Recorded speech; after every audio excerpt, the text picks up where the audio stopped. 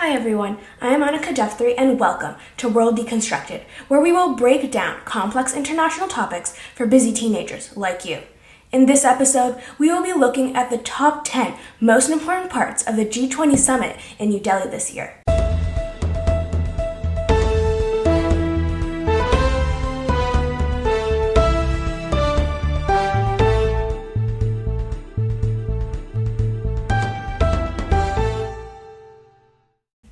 So what is the G20? The G20 is a group of 20 countries that have the largest economies in the world. They meet regularly to discuss and coordinate policies on global economic and financial issues, as well as other topics of common interest. Formed in 1999 after the Asian financial crisis, it held its first summit of leaders in 2008 in response to the global financial crisis. The G20 represents about 80% of the world's GDP, 75% of global trade, and 60% of the world's population. While not a formal institution, the G20 is a forum that operates by consensus and relies on the political will of its members to implement its decisions. The G20's leadership rotates every year among the members, and the host country sets the agenda for the summit, with the host country for this year's summit being India.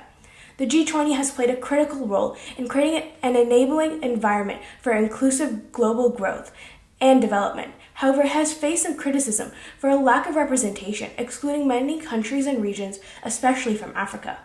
Held a little over a week ago, this year's summit in Delhi resulted in some major results and announcements, 10 of which we're going to share with you today.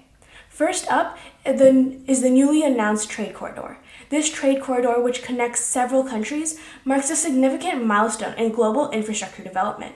The corridor begins in India and continues into the Middle East, potentially passing through Saudi Arabia, the United Arab Emirates, Jordan, and Israel.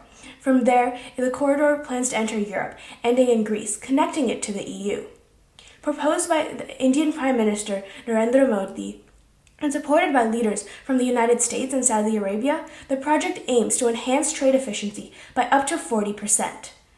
By establishing railways, ports, electricity, data networks, and hydrogen pipelines, this corridor demonstrates a strategic effort to counterbalance China's Belt and Road Initiative.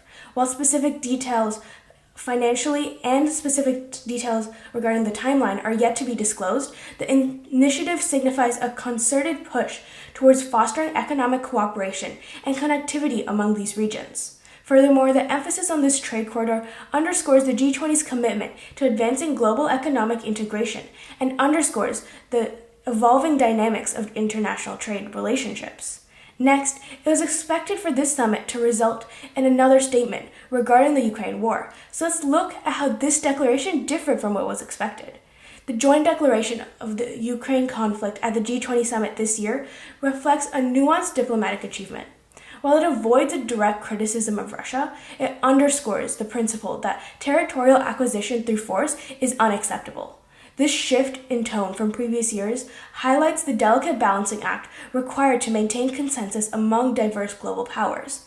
Critics argue that the softened stance may be seen as a diplomatic victory for Russia, while proponents contend that securing Russia's commitment against territorial aggression is a substantive gain. India, along with Brazil, Indonesia, and South Africa, played a pivotal role in preserving G20 unity, showcasing the growing influence of the global South nations.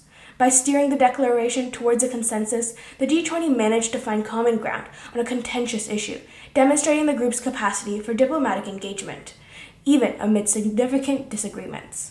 Next, as we mentioned earlier, the G20 is often criticized for not having much representation in Africa, and in this summit, the members took action to rectify that. The admission of the African Union as a permanent member of the G20 marks a pivotal moment for global representation. With 55 member states, the AU brings a significant portion of the world's population and resources to the table. This move is seen as a positive step towards rectifying historical imbalances in global governance, giving Africa a stronger voice in international economic affairs. Critics argue that expanding the G20 membership may lead to unwieldy decision-making processes and dilute the effectiveness of the group. However, acknowledging the AU's importance reflects a commitment to inclusivity and recognizes Africa's growing economic and geopolitical significance. By including the AU, the G20 acknowledges the pivotal role Africa plays in global affairs, particularly in issues like climate change, renewable energy, and sustainable development. This decision aligns with G20's goal of fostering more representation and inclusive international economic cooperation. Next up, let's talk about Putin's absence. Russian President Vladimir Putin's absence from the G20 summit raises eyebrows and underscores the geopolitical tensions surrounding Russia's actions in Ukraine. Some argue that Putin's decision to skip the summit reflects his desire to avoid direct confrontation or potential sanctions from Western leaders. This move may be an attempt to downplay Russia's isolation on the world stage.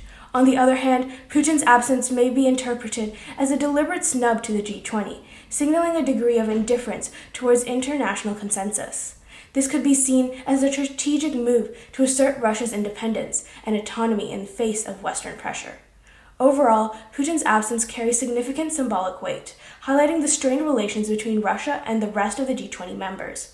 It also underscores the challenges of achieving meaningful consensus on critical global issues, particularly regarding the conflict in Ukraine.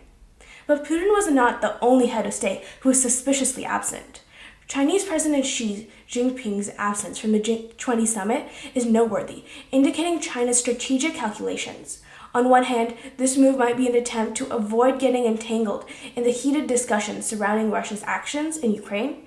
It allows China to maintain a neutral stance and not be drawn into a position that could potentially strain its relations with either Russia or the Western powers.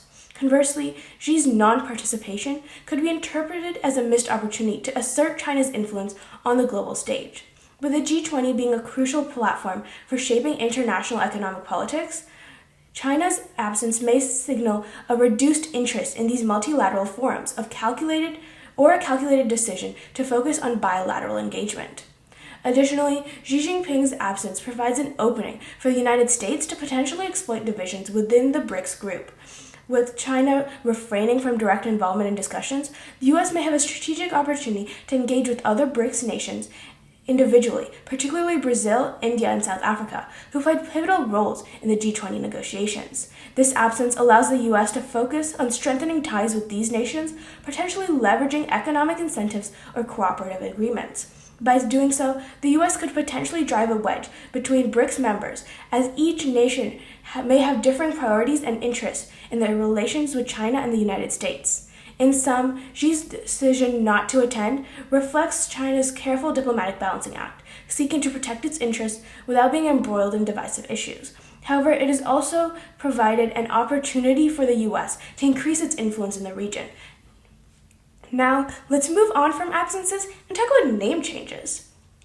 The symbolic use of Bharat alongside India in the G20 summit reflects a nuanced political stance.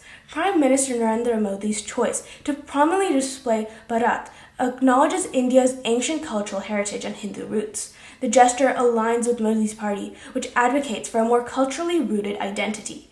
However, this move has evoked mixed reactions. Critics argue it may have been seen as a political play, emphasizing a particular ideological perspective that emphasizes Hindu nationalism.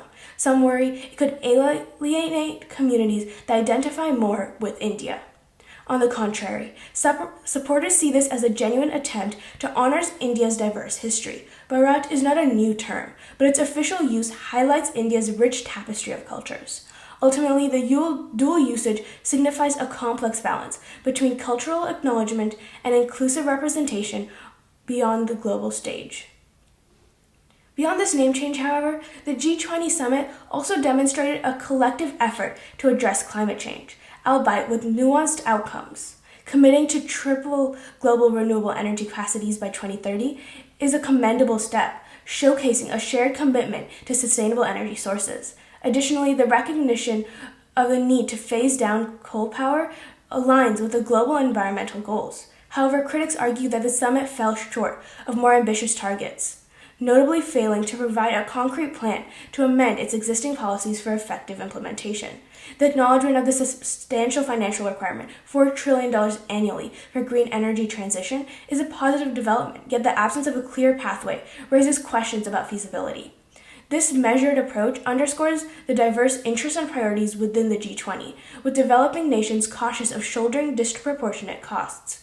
As the COP28 summit approaches, the challenge remains to bridge gaps and translate commitments into effective, tangible action for a sustainable future. Next, this summit truly highlighted Modi and India's relationship on the world stage. The 2023 G20 Summit in New Delhi marked India's assertive leadership on the global stage. Prime Minister Narendra Modi adeptly steered the discussions, ensuring consensus on critical issues. By securing agreement on the joint declaration despite initial divisions, India showcased its diplomatic finesse. The admission of the African Union as a permanent member, advocated by India, enhanced inclusivity, bolstering India's image as a proponent of equitable representation. Moreover, Modi's strategic focus on a climate change and renewable energy agreement garnered attention. Initiatives like the India, Middle East, Europe Economic Corridor demonstrated a proactive approach to global economic integration. However, critics argued that softer language on the Ukraine conflict may have come at the expense of a stronger stance against Russian aggression. Nevertheless, Modi's adept management of the summit underscores India's evolving role on the diplomatic stage, amplifying its influence and relevance in shaping global discourse. Moving away from power and politics, an interesting gastronomical change at the summit was the decision to serve millet during the summit. This decision reflects the country's commitment to sustainable and nutritious food choices. Millets are drought-resistant grains, known for their high nutritional value and low environmental impact. By showcasing millets, India highlights its decision to promote biodiversity, support local farmers, and address food security challenges. However, some critics may argue that this choice could be seen as a departure from conventional fine dining standards expected at such a high-profile event. They may question the suitability of millets for a formal diplomatic setting. Ultimately, India's decision to serve millets at the G20 Summit sends a powerful message about the importance of sustainable agriculture and nutrition, aligning with global efforts towards more environmentally friendly food practices. It reflects a broader shift towards conscious and responsible consumption, which is increasingly relevant in today's world.